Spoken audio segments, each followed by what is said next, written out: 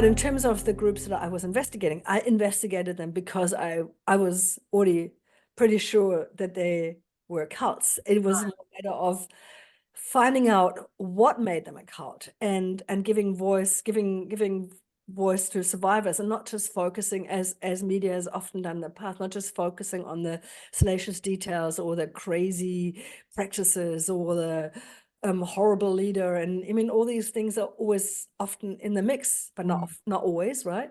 Often in the mix. But for me, it was more really understanding the psychology and the normal people. Hello, and welcome to Across the Cultiverse. I am your host, Rachel Lees. My guest today is Anke Richter, an award-winning journalist, author, and founder of DeCult, an organization that raises awareness and supports cult survivors, and also educates about coercive control. Anke has spent over a decade investigating high-demand groups, spiritual movements, and the hidden dynamics of power and manipulation. She's reported from around the world and has spoken at international conferences, written extensively on the complexities of leaving and healing from cultic environments. Anke has played a pivotal role in my own journey. She was critical in my what I call coming out as a cult survivor, giving me the opportunity to speak openly about my experiences in the IBLP cult. Her work combines fearless investigation with deep compassion for survivors, and I am deeply honoured to have her here today. Welcome, Anke. Hello, Rachel, and what a lovely intro.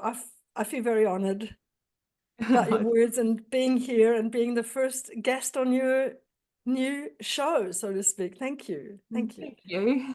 And I just want to say too, like, it really meant a lot to myself and the IBLP survivors that you included our cult in DeCult. You know, it's not that well known here in New Zealand, and it just felt validating to a lot of us that it was a cult included when there are so many cults out there that you could have had. So that's really kind of you to say, and I know you've expressed that before in an email, and was one of the loveliest things that anyone's ever expressed to me about what I'm doing. So thank you for that. And I had no idea what IBLP was until I met you. So that, you know, you piqued my interest, and I thought, wow, and here's the international story too. Here's one of the brave women who took this guy to court. So, you know, with my journalist hat on, I saw the story. I smelled the big story that's actually behind your, you know, your personal story. And then the combination of you being here in New Zealand, being so articulate, it was fantastic, and your presentation was great. So yeah, win-win for everybody. thanks. Are you able to share a bit about your background and what first drew you to investigating spiritual movements and high demand groups? Yes, for sure. I fell into it really by chance, because I was on a bit of a personal quest myself. So I've always been interested in groups like Scientology or so, who I've watched a bit while I was in Germany. I've always been fascinated, interested, I would say, in fringe culture, also island communities. I spent 7 months on a very remote island in the South Pacific that was staunchly Christian as the doctor's wife. And I've went to a boarding school in England when I was 16, and that was a Rudolf Steiner boarding school. So I've had a brush with all sorts of more, I would say, isolated communities in some ways. So I've always been interested in that. And but I really fell into the cult journalism because I went to a festival in Australia, and it was about conscious sexuality, and I was a little bit cynical about it. And I had an assignment also to write about it. And I met a woman there from a former sex and therapy cult here in New Zealand called Angie Mickeljohn. And I didn't even know what Centerpoint was, that cult where she grew up, or where she went as a teenager, actually. And but it piqued my interest, and just to sum it up, I ended up writing a book about Centerpoint. And I also didn't end up writing a book about Centerpoint because I failed on the first round, because it became so traumatic, actually. And but this is how I got interested in the whole topic of cults. And I think especially because this wasn't a religious cult, even though they called themselves a religion, but it was from the human potential movement. And at the time, in 2012, I was just sort of starting to explore some of that myself, and got probably around the same time as I started to research the aftermath of this disastrous former sex cult in New Zealand, where many children were also abused, and that had done a lot of damage to a lot of people. I was also getting entangled with a present sex cult. Luckily, when no children have been abused, but I mean, it's kind of astonishing, but also, I guess, interesting and fascinating, and tells you a lot about, who could fall into cults. That while I was focusing on researching one that had been in New Zealand, I was active in one that was still operating in New Zealand. So it was very personal for me at the time, because I thought, who are these people who started this community? Didn't they want the same things that I was looking for at the time? Weren't they doing maybe similar workshops, or teaching some of the similar teachings? And so I had this way into it all because of my I think my personal interest in some of these topics, and which really helped in the beginning because it opened many doors. I was seen as more open-minded. I wasn't seen as a representative of the New Zealand media that a lot of former cult members from Centrepoint were really wary about. So yeah, this is how it all started. And then when I had to stop my Centrepoint book back then and wrote the making of for a New Zealand magazine, North and South, sorry, North and South, was a tongue twister. More people came out of the woodwork. I had spent 2 years by then already getting really familiar with the dynamics of cults and the survivor space, and also the different factions, the lasting trauma, the difficulty to hold people accountable, the silencing in families. So the whole complexity of it all was the real topic for me. And then from that, I set off to also investigate a tantric yoga cult in Thailand, and I helped to blow it out of the water together with a guardian at the time, 2018. That was a Gama Yoga. And then also Gloriavale, because New Zealand Geographic approached me as one of the few journalists in New Zealand who were writing about cults. And so I started a whole new investigation, meeting former kids, mainly from Gloriavale, and their sort of journey out into the world. And yeah, and this all became a book in 2022, Cult Trip, published by HarperCollins. And yeah, I mean, we can talk more about what came after that, but that's kind of what got me into cult journalism. I did a few more pieces along the way. I think all up, I mean, I've done kind of 10 years of on and off cult journalism about this topic in various forms. Yeah. Right. So what was it? What was the kind of the first time that you realized something was not right about those groups that you originally were part of and reporting on? Well, this is the difference. The one I was part of, I wasn't reporting on. So this is the big difference. I never went in. So ISTA is the group that I was part of, International School of Temple Arts. It's a bit of a mouthful as well. And they're still operating here in New Zealand. Haydn Temple is affiliated with them, even though they're a separate mystery school. But this is where all the ISTA trainings in New Zealand take place. I did my first one in Australia. It's an international organization. So it took me a long time to notice that something was off there. I was aware of some of the sort of shadow side of it, of teachers sleeping with students, or some power dynamics that I thought are not healthy. But I wasn't. I mean, this is also before the Me Too movement, before consent really became a word, and also I was in there for my own gain, and I loved it, and I was an enthusiastic participant, and I was hooked. I got my fix. Yeah. There are a lot of reasons that I'm still unpacking now of what brought me in there, and why I was who I was at the time.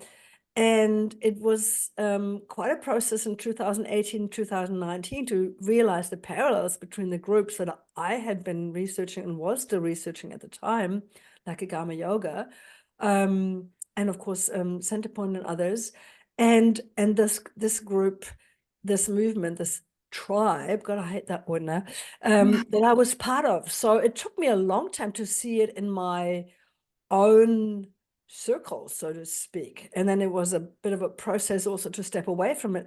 But in terms of the groups that I was investigating, I investigated them because I was already pretty sure that they were cults. It was a matter of finding out what made them a cult and giving voice to survivors, and not just focusing, as media has often done in the past, not just focusing on the salacious details or the crazy practices or the horrible leader. And I mean, all these things are always often in the mix, but not always, right? Often in the mix. But for me, it was more really understanding the psychology and the normal people, people like me, who were maybe seekers or looking for something, or looking for ways to better their life, or have connections in a way that they didn't have before. And why did they end up in something that then years later turned into like a collective nightmare? So that was always my quest. And so it's a mix of, it is investigative, but it's also compassionate journalism. Yeah, for sure. Because there's always that it would behind the sensationalized headlines and the salacious kind of details about some of the cults, and all they're different, and they're also different in the way that that plays out as well. But behind that, there's always the humanity, the human story of the people that are in it and how they got there, and the impact that it's had on their lives. Exactly. And you said they're also different from the outset. Yes. And then again, there's such an overlap where, I mean, one connection that I made when I wrote my book was that Gloriaville and Centerpoint, even though from the outside they sit at the opposite end of the spectrum in terms of New Zealand cults, one was seen as this free love hippie cult, and they had a land commune, and they're probably the odd joint going around there, and they were all running around naked and all of that. And then you have Gloriaville, which is enforced purity culture on steroids, and so conservative and Christian and fundamentalist, and girls get, teenagers get married off, and they don't, you get no choice in your spouse, there's no divorce, all of these things. So you think this is the opposite of the free love sex cult, and yet there are so many similarities that I came across in terms of that sexuality in Gloriaville was, and I guess still is also being well, not just controlled, obviously, like who has to marry whom, and what is what is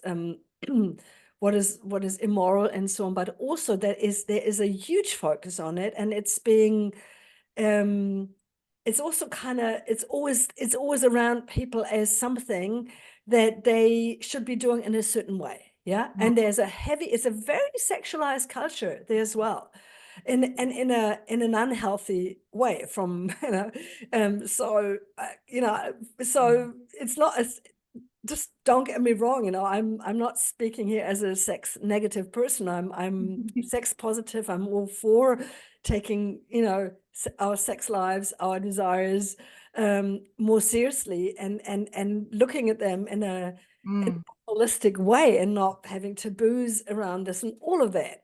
And then you have groups like Centerpoint and Gloriaville, and I guess almost everything in between, where then sexuality becomes another means of controlling people, just like labor, food, sleep, relationship control, all these things, right? So this is one of these commonalities that I came across, and it was a real eye-opener for me. I never thought of Gloriaville as another sex cult. I mean, the term is a bit, murky, but you could say, could even call, and even the so-called sex cults that we know about, from Nexium to TNT and ISTA and so on. I mean, a lot of them should be called sex trafficking cults or sex abuse cults, because it's not sexuality has often been distorted in these groups, and it gets used as a means of control or of hooking people in and then actually manipulating them. So yeah, big topic. I absolutely agree with you on that. Mm. Mm. Yeah, like with IBLP even it's somehow in the purity culture that seems to thread its way through all these cults. Somehow it's all about sex, even while they're trying to not make it about sex. Right? So focused on that, so obsessed with that. And Yeah. if you think of all these girls from Jehovah's Witnesses to Gloria Valley, maybe it was the same in IBLP, if they've been summoned by leaders or elders because they had, been too frisky or exposed their ankles and depending what the dress code is or was, or then they would often be interrogated in a way that made them think, we know this also from Catholic priests and so on, they would be interrogated in the confession time in a way that you're wondering whether the elders or the people taking the confession are actually secretly getting off on it, so there's this whole sort of sickening, gross cycle, right? Of Yeah. Oh, you don't get me started on purity culture, but We could talk probably for hours about that. yes. Yeah. I'm glad you're talking about that. It's It's good. just so insidious, and it's just everywhere. It's right through even mainstream Christianity. It's just yeah. And Yes, yes. And I think the damage it does, and not just to women, also to boys who, and to any evangelical youth really, and especially, of course, those born and raised, and then those who are queer, who are gay, and those who are pushed through conversion practices, let's not call it therapy, right? I mean, yeah, purity culture has a lot to answer for, and I think it's responsible for a lot of mental health carnage that we're seeing across the board. Yeah. yeah, because it's so personal and private, and they prey on the innocent, and yeah. Oh. Yeah, and it breeds predators, even though it claims to do the opposite and to keep girls safe and all of that. It does actually the opposite. It breeds predators and grooming and young people, I mean, especially girls, but I guess across the board, not having their own voice, not learning really what consent is, not having agency over their body and their desires and their own sexuality. It is so much part of the cult problem, because everything that you already have in that regards out in society is amplified in this cultic setting where you even have less agency as the younger person and the indoctrinated one. And yeah. So that would definitely be a recurring theme then that you're seeing across your Yes. work as you're yeah. I mean, I would say the sex cults, even though, it's a bit of a sensationalist term, that has been a big part of my work. And I think where I feel most confident advocating and talking about, and I'm also doing quite a bit of sort of media work behind the scenes where I connect people from certain groups with journalists who I trust, who are trying to investigate some of these groups, and I might have some insight. I can maybe help shape the story a bit by making sure it's not, too sensationalist, but more survivor focused. So I do a lot of that in the background. I'm not really investigating stuff anymore. I feel I've done my bit with that, and it's taking a toll on me. Yeah. If you've read my book, so you know how hard it was at times, and I had PTSD at some stage from, and I was diagnosed with it from this vicarious trauma that I took in day out over the years, and didn't know how to process and didn't have the right support for that. So plus, being a freelance journalist, getting paid by, per word to do months and months of investigation, that take months and months of work, and you don't have the legal support, and then yeah, I feel I can only do so much of it. I'd rather hand it over to people who are in paid positions in media organizations, but I can definitely help get things off the ground. And I've helped with documentaries to get them off the ground, and was a researcher for cult documentaries as well. So I'm still a journalist in that sense. And now with DeCult, obviously, I see the stories, excuse me, and I sort of use my journalistic brain in other ways to get the word out, to get to focus on what are the cult stories I need to be told. But I'm not really out there as a reporter so much anymore. Right. It's stopped for now. Yeah, even So, though I'm one big story right now, but it's yeah. So what led you to what led you to create DeCult, which is just growing and growing and growing? Yeah, DeCult, right? It's so Yeah. fair that you were involved with our conference last year, Rachel. Really, thank you again. Excuse me. So DeCult just started. It was this, I mean, now looking back, I thought, what an insane idea, but it has worked. But if I'd known how much work it would end up being, I probably wouldn't have done it. But in some ways, I think it's good that I didn't realize that, or it would have never happened. So Yeah. the idea to actually hold a conference came from my book, because when my book came out, when Cult Trip came out, and I thought, okay, I'm done. I've done all this work, wrapping it up. Now, it's time for others to do more and start, let's say, a anti-cult organization in New Zealand and so on. Mm. I was contacted by a lot of former kids from cults who read my book, and I think they really saw themselves in these stories from Gloriaville and Centrepoint especially. And even though they were from different groups, or some groups that I've never even heard of, at the time, I didn't even know what the 2x2s were, or the Christadelphians, or so on.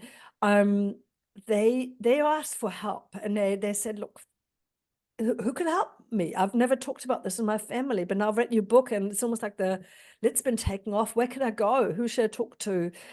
And I felt so helpless because I didn't even know any cult counselors at the time here in New Zealand. Luckily, we have a few by now, and I think it's also thanks to DeCult for getting the ball rolling with therapy training. It's amazing. So It's an amazing outcome. So it was a spontaneous idea together with a friend who runs events at a theater here, and I said, oh, let's just have a cult conference, just like that, and not knowing what I was getting myself into. But actually, we did it. I mean, with other, with more support, and people came on board, amazing volunteers. We started a charity just so we can be more legit and also apply for funding. We're still pretty much unfunded, running on a few donations here and there. But we pulled off this first conference. You were there. I hope you liked it. I did. I loved it. I thought it was a big success from all I heard, and from we were all buzzing. And in a month or so, our documentary that was filmed there, DeCult Voices, is going to be public. I'm showing it in Wellington in September. We can plug that a bit later. But so people will get a sense of what we actually did there. And it's not just a one-off. So I'm running a little organization. We're going to have another conference next year. And everything in between is, I write a newsletter. We have other smaller events. We help to build survivor groups. There's one in Otautahi, Christchurch already, and one also in Auckland. So I think all this has come from this one event. So I think DeCult is a bit of it's like a vehicle, it's like a platform where we can raise cult awareness. So we're not offering one-on-one support, direct support for cult leavers. The Olive Leaf Network here in New Zealand, also a fantastic little new organization run by Lindy Jacom. All power to them. Highly recommend them for cult leavers. So they do this more direct work of supporting people who've come out of groups. We can't do that, but I think we can do something. I can do something, especially when it comes to media awareness, for showcasing basically what do cult survivors actually look like, and not in this trauma porn kind of way. Oh, these poor misled people, but actually in an empowering way, and in an interesting way, and dare I say, and maybe even a cool way, where we've come up with an event, I think, that's created that's just wasn't just your normal boring old academic conference, but it probably had more book festival vibes. And maybe that's because I've been to book festivals, so it's not a coincidence, and I love them. So it's a new way of approaching this topic, and making it something that's not just sort of in the shadow of sadness and trauma and taboos and weirdness, right? Where it often was actually like, now there's some amazing people who everyone should listen to and learn more from, right? Yeah, exactly. And it was such a great energy there, and created a little community too, even for those of us who were there and got to know each other. And Well, that was so great how people were sort of vibing off each other, and like what we said before, you know, what you and I said before, this aha moment of realizing, oh wow, that was a, you know, mm, people who just went to a session about a different card and they went, oh wow, they did this exactly, they did that too. And you mm, could just see how people were connecting around this and finding these similarities, but also feeling so seen and so empowered. And I mean, it just warms my heart and makes me happy and proud to know that this happened, and the things that are sort of spun off from there. yeah, yeah. I mean, even I just did an interview with somebody last week who came to the conference and wanted me to go on their podcast. So Oh wow, but can't wait for you're this to come still, out. you know, Yes.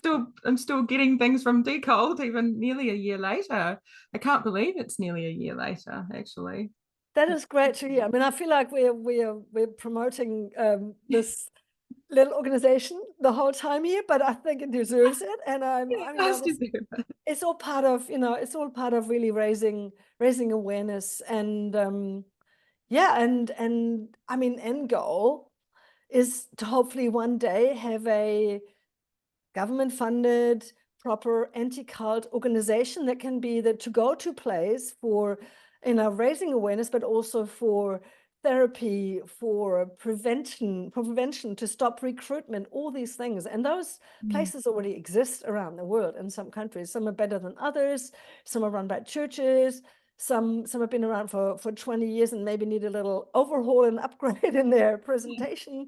But you know, this is the beginning of people collaborating, and there's also the DeCult Collective, which I'm super excited about. So that's run by Caroline Ansley, who came out of the woodwork really when mm, my Centerpoint story came out in 2015, and she'd been a child at Centerpoint. It was the first time, you know, she really, I mean, she came and spoke to me about it. And long story short, she started the Centerpoint Restoration Project. She started a fantastic podcast called Cult Chat. Everyone go and listen and check it out, right?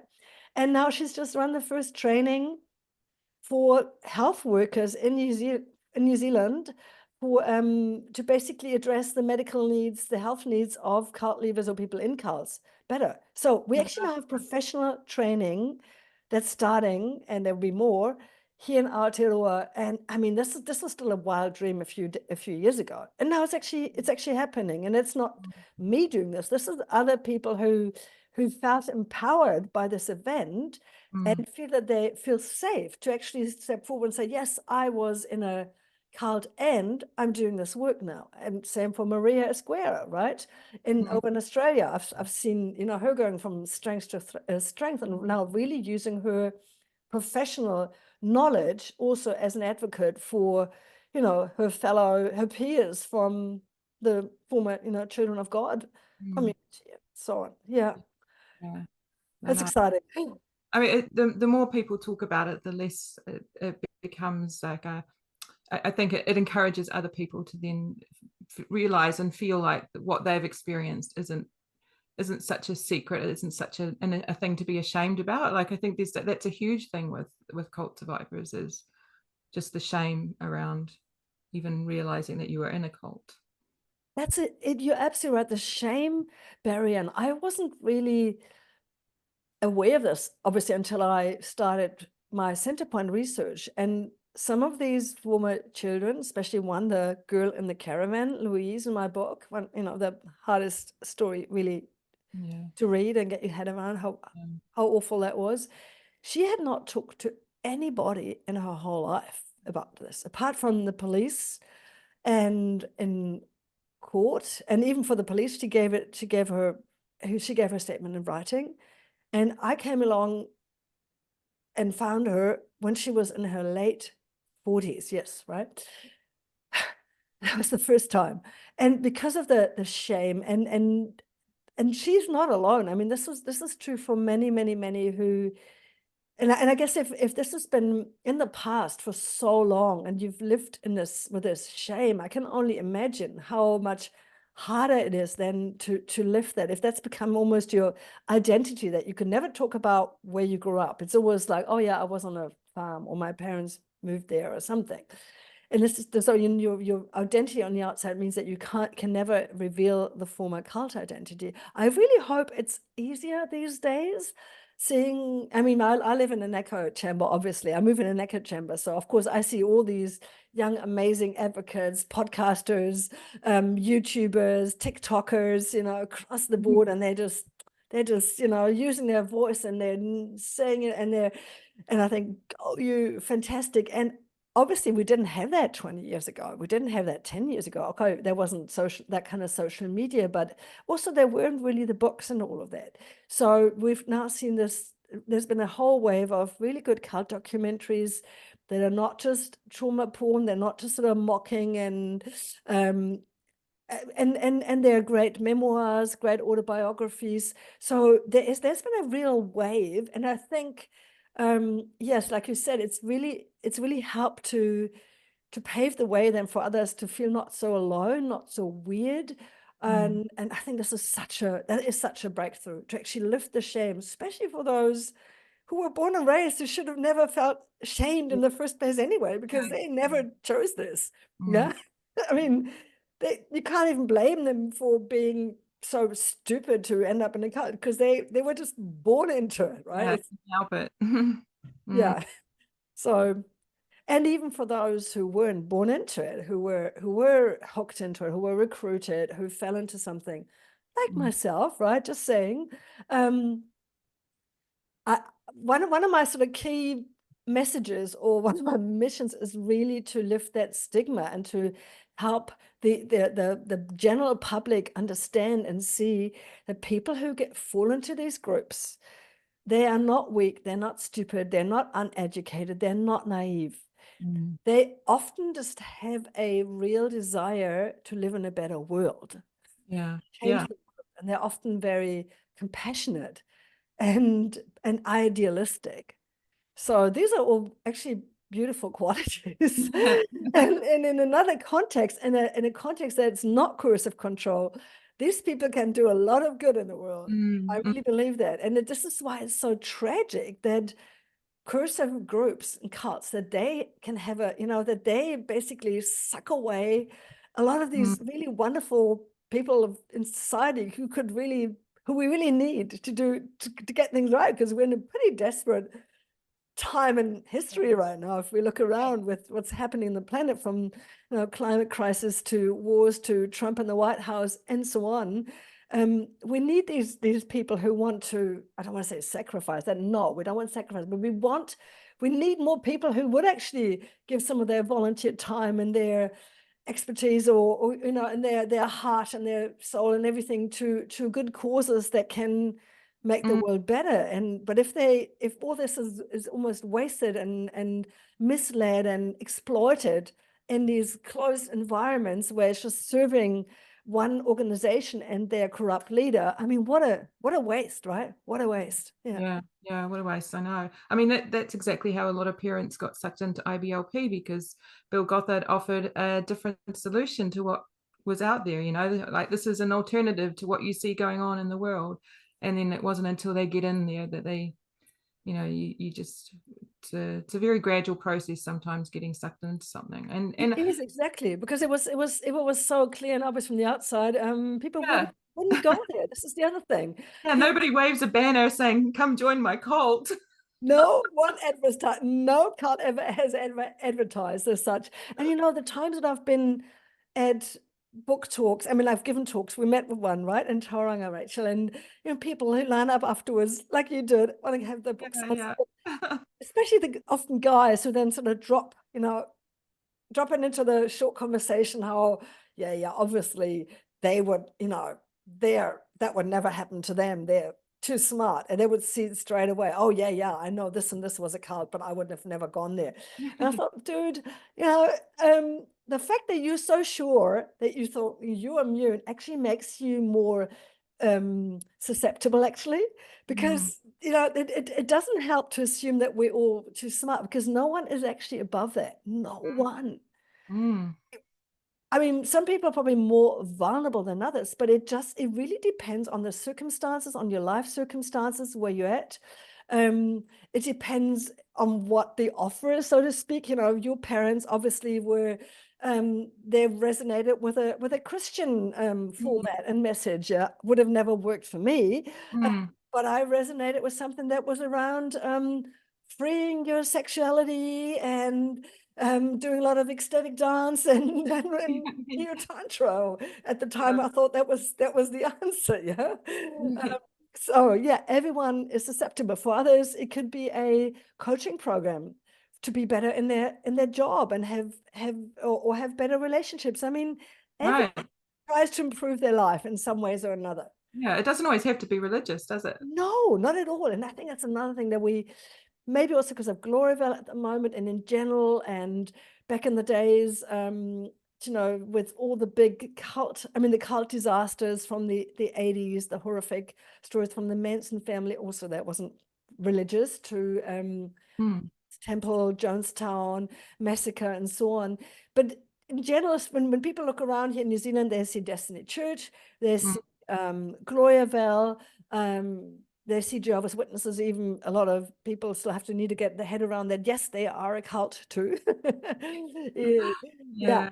But they don't really see all the spiritual self-help, MLM, business cults that are also operating here, and they're not always so easy to spot. And the veneer might be something really innocuous, a meditation class, a workshop over the weekend, and something that just feels really good. And yeah, that's also what I'm quite passionate about, is this sort of entry level situation, because it's one thing trying to stop the big cults like, or you know, really awful cults like Gloryville and so on. And there's some good people doing that, like the Gloryville Leaver Support Trust. All power to them. They do fantastic work, and there are journalists exposing them and so on. So that's really, really important. And where I also see my role now is actually to talk to the people who are not in a cult yet, but might be dabbling in something that could potentially be a coercive group. So I hold workshops at alternative festivals. My workshop is called "How Not to Start a Cult." It's a bit tongue in cheek, but it's all about the red flags that you might not spot at first. And exactly like what you said before, people don't. It's not like they know, they go into something, go, oh yeah, this is a cult, I can see that right now. No, it does not work like that. Yeah. Even if you went into Gloryville and you'd never read anything about them before, you wouldn't know about all the accusations. You thought, oh yeah, okay, I mean, they all dress the same. It's a bit weird, but it's not like you're going to see the abuse there straight. You're not going to get a sense of the leadership and the power over people and the coercion just by visiting there for one day. Yes, you can see uniforms and the communal life. Yeah. So I think it's really, really important that we as a society in general, especially those who dabble in self-help and go to festivals and they're interested in, you know, alternative healing or spirituality or yoga or tantra or whatnot, that we get a better sense of what are healthy groups and what are unhealthy groups. And also for all those, I'm looking at some of my lovely friends who are facilitators in that space. They also want to learn and need to learn some of these things, because not everything that ends up in a really bad way was started with those intentions. So, you know, I'm sure there are some founders, and I mean, Bill Gothard might be one of those, like, what's his name? Just having a blank, from Scientology, L. Ron Hubbard, right? Yeah. Who possibly set it all up with a clear intention of to exploit people and make money from it, have control, and so on. But I also, maybe I just want to believe in the good in people, but but I also think that quite a few groups just turn that way because they go unchecked, and they found a great formula, and everyone's so high on what's working for them, and the adoration goes unchecked, and then you get these unhealthy power dynamics where the leaders who had something, you know, good to offer, and then some following, and, you know, 10 years later, it's a full-blown little Yeah. Yeah. Cookie cutter cult. Yeah. Yeah, you're right. I can see that actually. Mm. What would be your biggest red flag? Oh gosh, Rachel, there's so many of them, but one is, I mean, it sounds almost counterintuitive, but just on a very personal level for people to check with themselves. If they come out of something and they're like, wow, this is so incredible. Everybody we should do this. I think my life's been changed overnight. Or I went to this one event and I've made deeper connections in 24 hours than I have with anyone else, any of my Mm. friends before. Now, doesn't that sound wonderful? Actually sounds like, well, good on you. Yeah. Hallelujah. You found what everyone wants. Isn't that great? Yeah, yeah. Sign me Cool. up. Sign me up. Exactly. And so this in Yeah. itself is actually a red flag. I mean, I think at this point, it's like taking an amazing, I mean, I've never tried, hard drugs like heroin or so, but imagine you would take your first hit of heroin, and I'm sure it's going to feel absolutely incredible. Mm, And if you're then not taking a step back and say, yes, but mm, this is a highly, highly addictive drug. And most people who keep taking that become junkies and ruin their lives. And at some mm, point they die. mm, Maybe that's not the way to go. mm. Do you know what I mean? So, and I know it sounds so, I really feel like the party pooper saying this, because this high is amazing. I've been there. I was addicted to it. I wanted this over and over again. I signed to more and more trainings and workshops and gatherings and festivals, and because I wanted to be in this space again. And I'm still trying to sort the wheat from the chaff of what were the teachings or some of the content that, yes, can be really helpful, and maybe I can look at that or revisit that again in some other context with an organization that's not so exploitative and shit and predatory.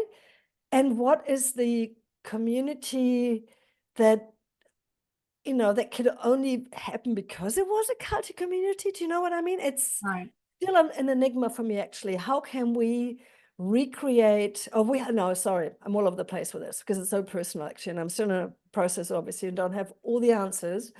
But how can we find or even create these spaces where people can have amazing connections, learn something new, take something home for themselves that Mm, will better their lives or their communities or the world, hopefully one day, in their activism or whatever. yeah. Um, and not completely lose ourselves. So the first red flag really is this: you are so hooked, you are so enthusiastic. Then at this point, hit the pause button, take a step back, and then maybe start evaluating, put some critical classes on the next round. And it's really hard because you just want to have that high again. You want to meet all Mm, these wonderful people again. You want more of the good juju, right? You want, yeah, yeah. I'm speaking for myself. You maybe Yeah, not, no, I totally understand where you're coming who from. wants all that? Yeah. Sign me up, right? Yeah. Um, Yeah. And of course, and then a bit further down the track, if you maybe go on there a bit more skeptical and it's not the first big pull, but another big red flag is obviously new language that you notice and that people use.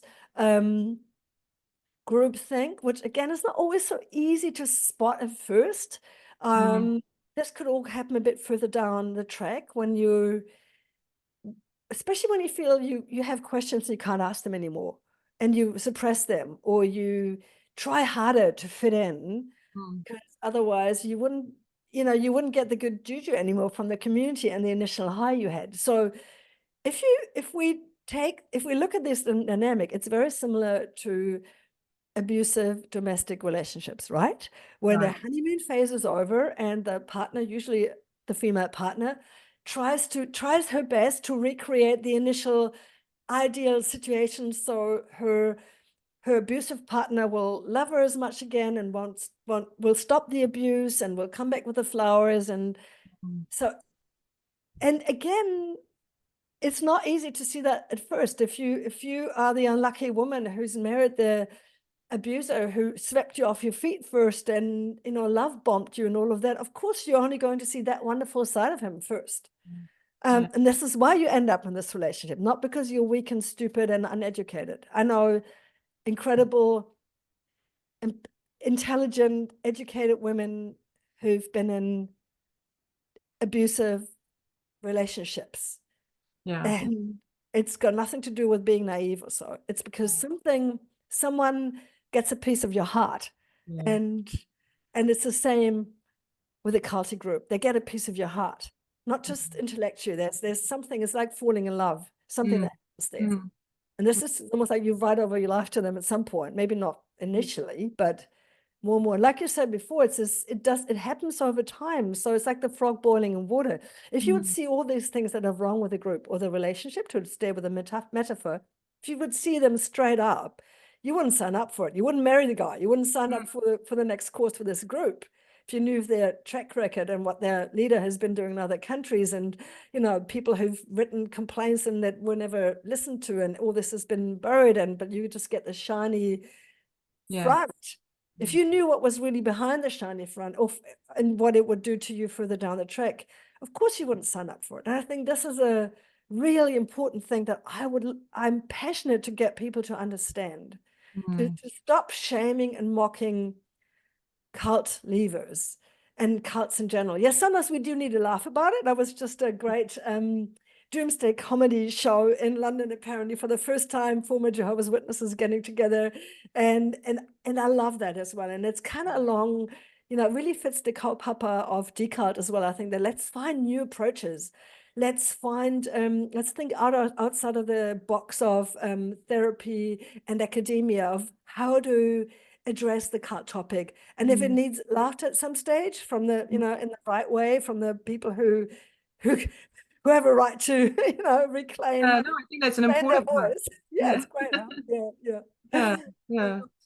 Being able to laugh at, I mean, because you go through so much darkness, right? Just in processing everything and working through your, so yeah, comedy and laughter is It's all needed, right? Maybe one day we'll have a DeCult comedy festival. Honestly, I can already think of a few people I would love to invite, even from New Zealand. There are a few people out there who've approached this whole dark chapter with a good sense of humor as well, and it can help sometimes. Yeah. So let's laugh with the cults, not about them. Yeah. All right. Yeah. But you mentioned language as well. Like that's a really good point about cults, because they all do seem to have their own individual languages. Yes, or certain words, buzzwords. And I mean, you could say the same is true for some companies. And I guess if you work for Apple or so, there's always jargon as well.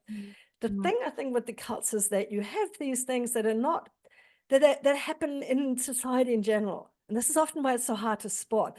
I mean, unless you walk into a room with a, crazy satanic ritual or really weird stuff that you wouldn't see anywhere else, apart from, maybe those outer things, all the things that can harm you in a cult, all those dynamics that are red flags, they happen in wider society, they happen in organizations, they happen in institutions, they happen in the churches and so on in general. But the thing in cults is that they're so compounded, right? It's like these microcosms. And also because of the lack then of interference with the outside world, there's, it's harder to sort of check on them or measure them up against what should or shouldn't be happening. You don't have the complaint systems around you. So language, yes, it's really, it's a fascinating topic, right? To look at the language in cults. Great book, Cultish, by I think I have it right there. What's her name? Amanda. Oh my God, it will come to me again.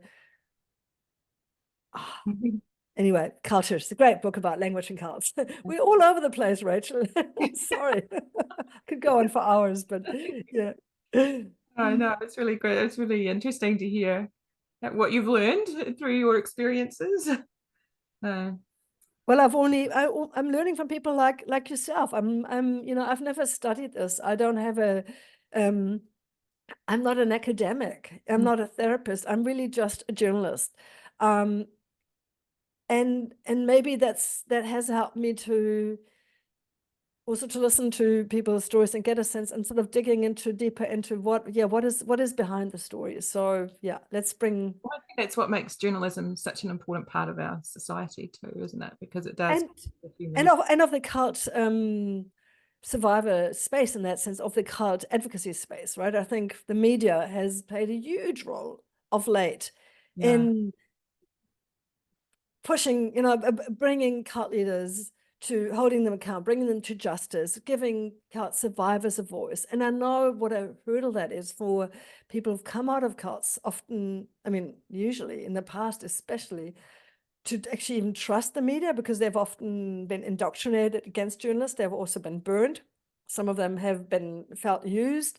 They've been sensationalized. They didn't have a say in how, they appeared in something. And I know that's a whole topic in itself, cult media. And, you've got to be professional as a media outlet. And at the same time, you can be more trauma informed or not, right? So, Yeah. I get that it's a big thing, stepping forward and going public. And this is another part, I think, where I see my role a bit, sometimes to hold someone's hand and explain to them what it actually means to talk to journalists, and then also talking to the journalists and giving them a bit of input about what it means to interview cult survivor and how to treat gently and what to be aware of. And yeah. So do you think it's an important part of a cult survivor's um, journey out of their cult to be able to speak about it In the media? in the media, or just to Yes and no. perform like that?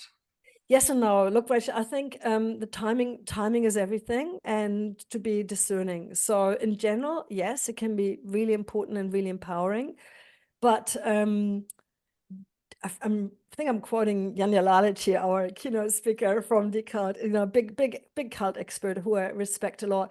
I think she said, don't do your recovery in front of the camera. So recovery comes first, unpacking or deprogramming, if we want to use that word, recovery, therapy, healing, all of that comes first. And then once your nervous system can handle being in front of a camera or in front of a microphone, or even retelling your story, and then also seeing that on maybe not the front page, but somewhere in a media, and having other people look at you with new eyes and going public, it's quite a process.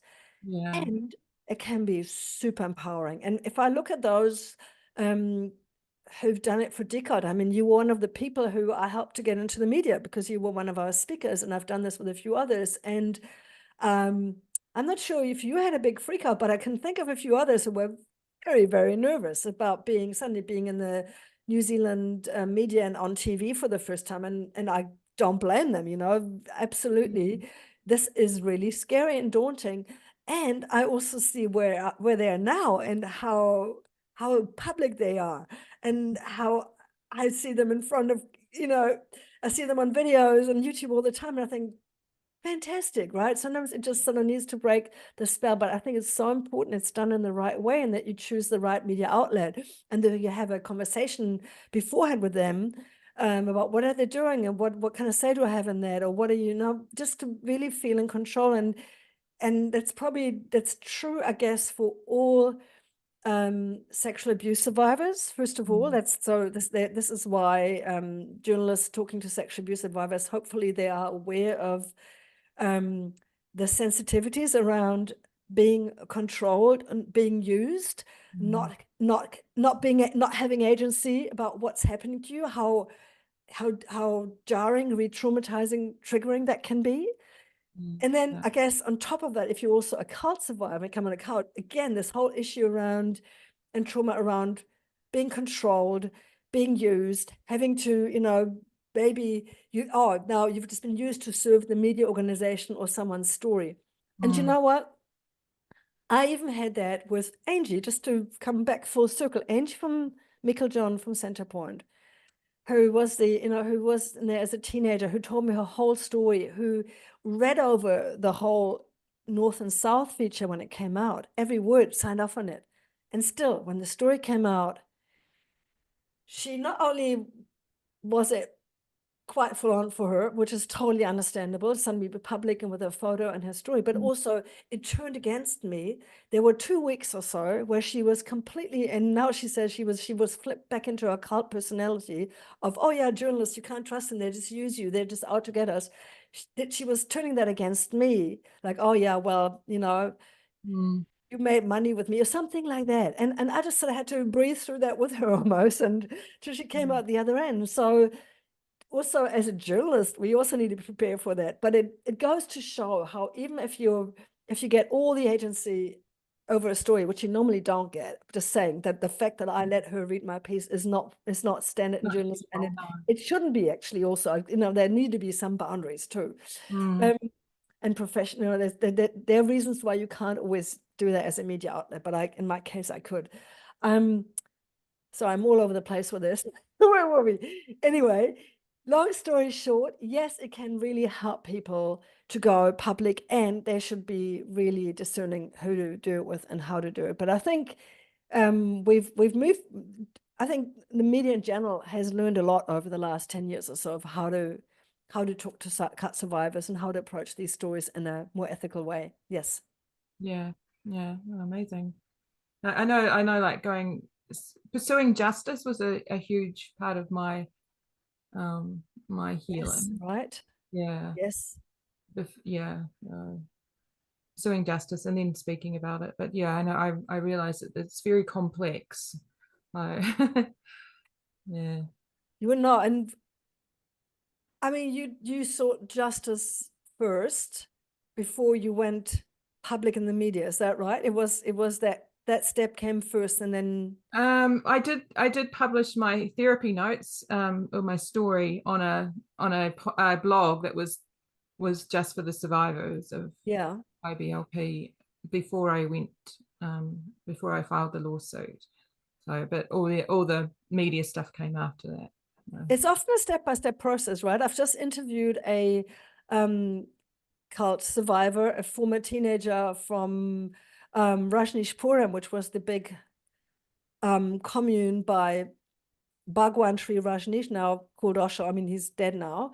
This awful pop guru, and he had this spiritual, Saxon therapy cult in Rajneeshpuram in Oregon that fell over. Anyone who's watched Wildfire Country will know what I'm talking about. And so in her process of going public and where to start first, like with a little bit of, of a reveal in a Facebook group of former residents, not even survivors, and then feeling more emboldened and empowered because because some of my peers were also slowly raising their voices. And I mean, it all ended in a fantastic book she's written, a story in The Guardian. She's in a documentary, Children of the Cult, which I highly recommend for those who can still watch it in the UK, and so on. And often it's a step-by-step process. Not everybody goes from, I've come out of cult and then boom, is the big media story. Because the big media story often also comes from already smaller steps within survivor groups or platforms, or maybe it's not so public, but it's public to some people and so on. And that's often the better way, that it's not from nothing to whoa, being on a TV program or being in the front page of the New York Times or something like this. And then again, for some people, that has been the big breakthrough and they could handle it. But I hope that they all had good therapy support. And for instance, the Centerpoint documentary, where I was a researcher, it's called Heaven and Hell, the Centerpoint Story. I think you can still watch it on TVNZ on demand. What was really great is that we had a therapist from Warner Brothers involved, a counselor, who gave support for all the survivors who spoke up, like Caroline Ansley and others. And I think the participants in the doco even had a pre-screening, an exclusive screening with a therapist on board and the filmmakers before the doco went out. And I thought that was really responsible and really great, that there was always some support if what came up from them, from not just being interviewed in the film, but also them watching themselves on the film for the first time. And Yes, yeah. doing this in a private setting where they could get some support afterwards and they could process that. So by the time the doco actually came out and hit the airwaves, and they were in the New Zealand Herald because I wrote stories with them as well. I mean, there was a big media campaign at that stage. You know, it was still pretty daunting and full on, but at this stage they were prepared as best as possible. And this is the ideal scenario, really. That's amazing that they did that. As you say, Yes. it's very responsible and caring. That is definitely best practice. Yeah. And unfortunately, a lot of media outlets can't afford that. So here we are, you know, facing also a dying media landscape with less and less resources, less and less people like myself who could actually do these investigations because no one can really pay for them anymore. I've noticed this with staff, especially, who I think are so good in so many ways and also under-resourced. So they've become really risk adverse with some cult stories that I brought to them where I had the insider info. I was going to connect them. They just needed to basically start the investigation and get it over the line. And the legal cost it would have cost them just to have the story legally checked Wow. has led to stories never seeing the light of day. I know that for a fact. And Mm. it's really sad, and no blame on them. It is unfortunately Yeah. the state of the world and the state of the state of the media. Yeah. And again, this has a roll-on effect, a direct roll-on effect on cult survivors. And imagine you are this person, like, you know, imagine you had given so much to a reporter, you worked through the story with them, you've been triggered and re-traumatized and pulled yourself together for another interview and another fact check, and you got other people on board. And in the end, the story never comes out because the media outlet can't afford a law case if they get sued because their lawyers have said, too risky, sorry. Or half of the stuff gets taken out of the story that you wanted them to say. So this is a whole other topic in itself, but again, one that I feel very passionate about to educate both cult survivors, but also media, you know, Mm. how to do this so we see better results. Mm. Yeah. Oh. Oh, it's been wonderful having your time today. Thank you. I was just thinking, like, if just to wrap it up, like, what would your what advice do you give someone that's just thinking about or beginning to question the cult that they're in?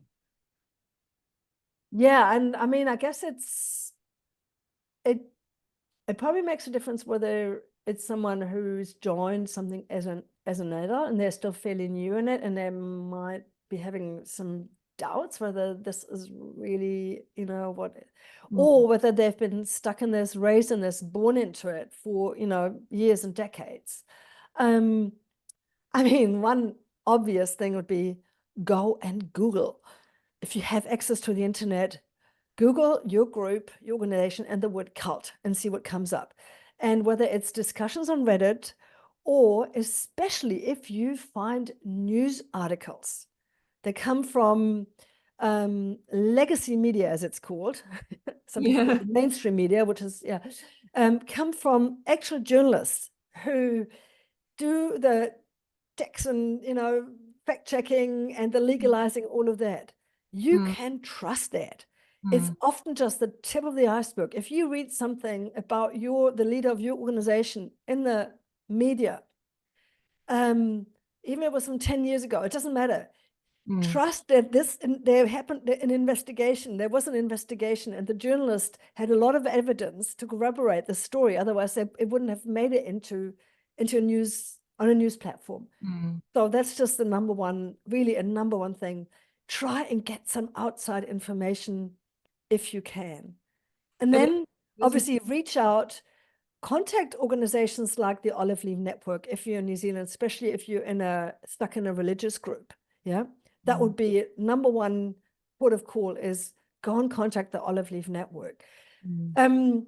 If you are a witness of crimes, sexual abuse, you have been, if you've been victimized yourself, call the police.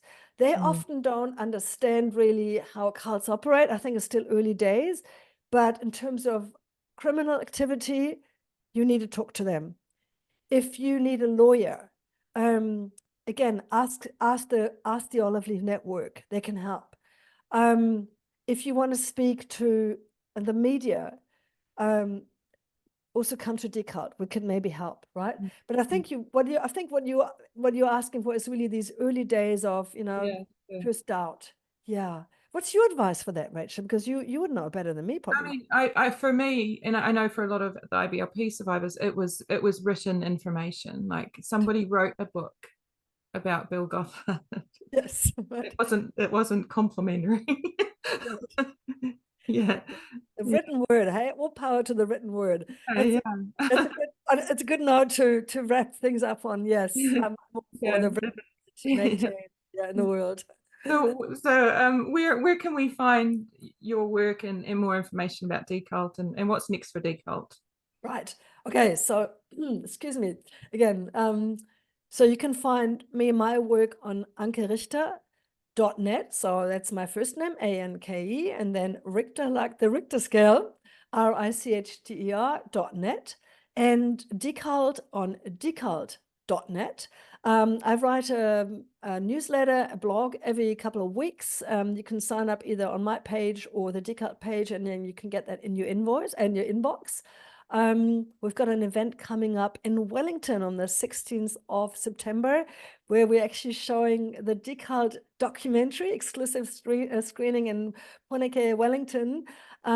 So come and find the info on my page or on DeCult. Or ask, it's easy to find. And then also we have another conference coming up next year. So I'm already in full swing now to get a committee together, start the programming, have an amazing keynote speaker in mind, Mm. almost confirmed. We're working on Oh, it. exciting. There will be more things, professional trainings that will be run under the umbrella of the DeCult Collective.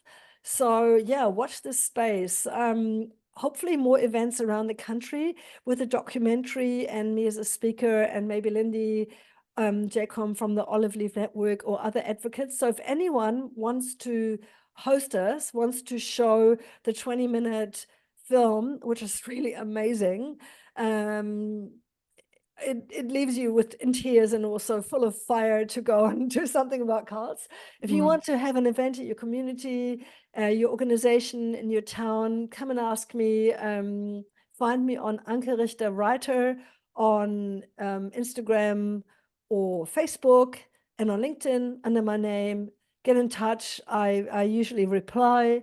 I'm easy to find, and I'd love to come and hold more events around the country with DeCult and our film. Yes, thank you, Rachel. Oh, yeah, that's awesome. Thank you, Anka. Thank you so much. Yeah. Thank We you speak so again much for soon. joining you today. It's been really fabulous to talk to you, and I really appreciate you sharing your story and your expertise as well. So, And I wish you all the best with your podcast. I'm so excited that oh, you're thank doing you. this. I know you're not one of the big famous podcasts out there. Maybe one day you will be, but you have no idea how excited I was to come on this one, the first one with you, because like you said, it's all sort of been born out of, I feel like we have this, it's like a mutual baby almost that we've birthed together by you approaching me after my book talk. So I'm Yeah, very proud of your work too. thank Thank you. you for doing what you're doing. Thank you. It's been an honor to have you here today. Thank you. Ka kite.